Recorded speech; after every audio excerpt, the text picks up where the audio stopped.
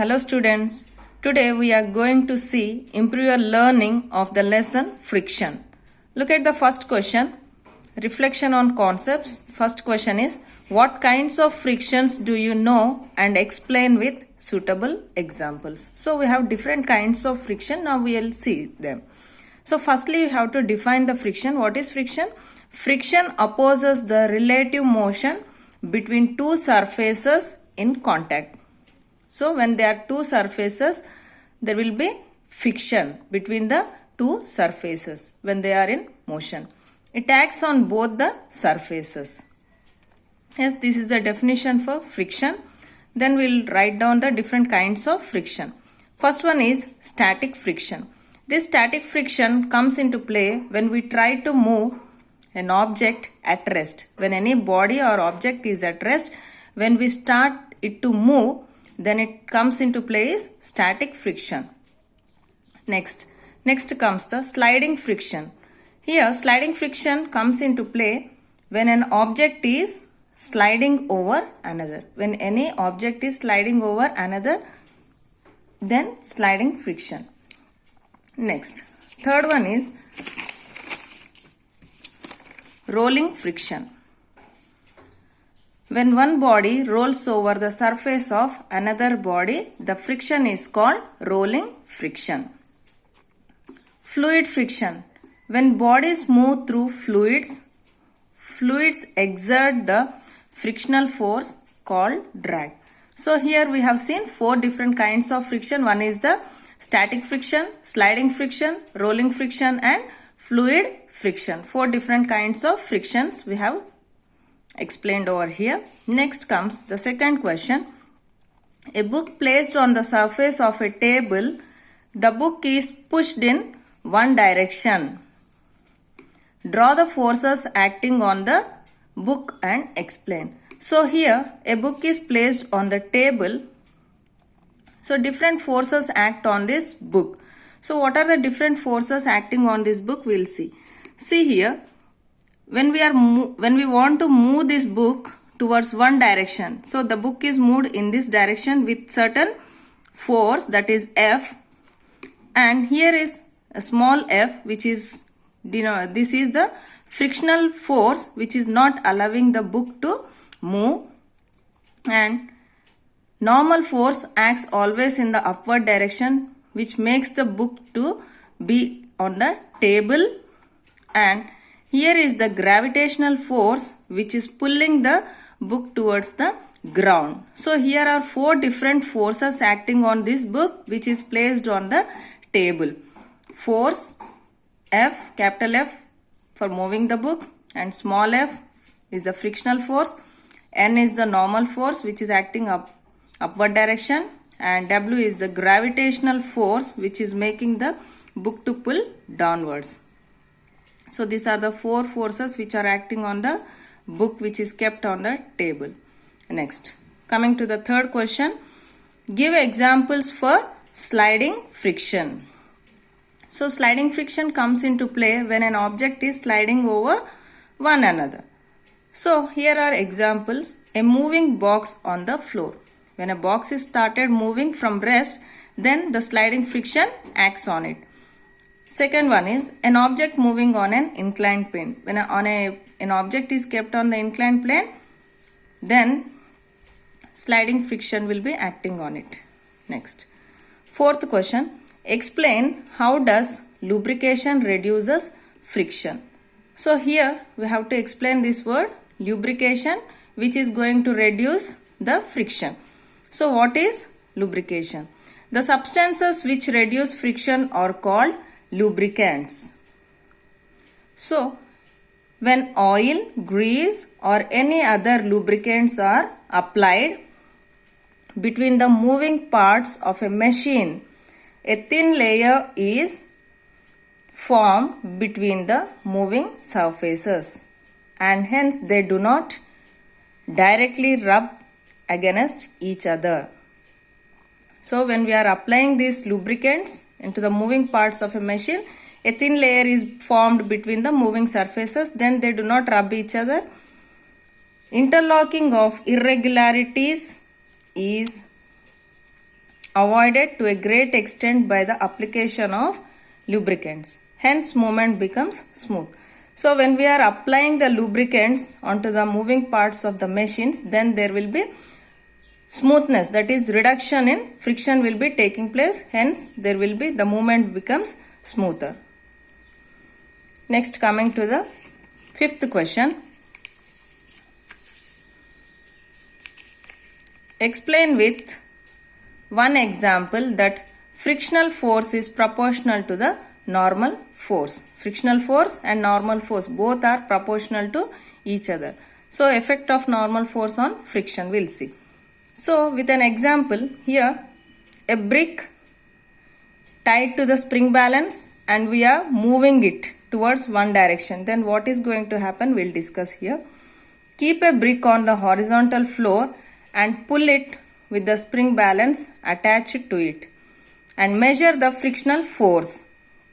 Now put another brick over the brick over the another brick tied to the spring balance, or press it vertically with hand and then measure the force of friction.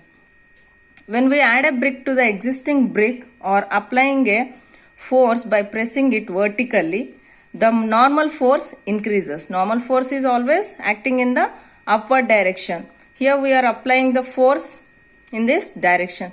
So both are proportional. When we are applying the normal force, the frictional force is also increasing. And hence there is an increase in the frictional force. So friction is proportional to the normal force. Normal force always acts in the upward direction and the frictional force does not allow the brick to move. This is in the backward direction. So here we are moving in this direction. The frictional force is in the opposite direction. When we are increasing the normal force means automatically the frictional force is also increasing. Hence they are proportional, directly proportional to each other. This symbol is proportional symbol. Next, coming to the next questions. Application of concepts. Here under this, the first question is, explain why do sportsmen use shoes with spikes. So you can see the shoes of the sportsman, they have spikes on their sole of the shoes. The shoes of sportsman have spikes to increase the friction. So due to the presence of the spikes on the shoes, they increase the friction, provides the shoes better grip on the floor so that the shoes do not slip while they run or play. So this is the reason why the sportsman shoes are with spikes. Coming to the next question. Would it be easier or difficult for you to walk on a marble floor with soapy water? Why? So they are asking, easy to walk on the soapy water floor or not? We'll explain it. It is difficult to walk on a marble floor with soapy water because soap water makes floor smooth.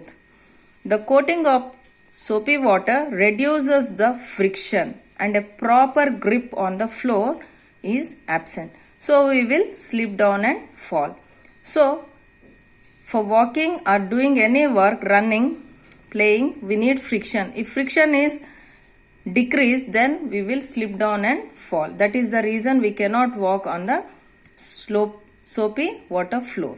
Yes, right children. Next, coming to the next question.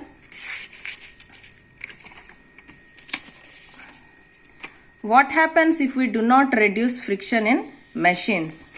If we do not reduce friction in machines, then the machines need more fuel for working. Lot of sound will be produced from the machines, damage the environment, which affects biodiversity. So reducing friction to the lowest possible level in machines by using ball bearings and lubricants can solve the problem of energy crisis and biodiversity, and the machines can run smoothly. So we need to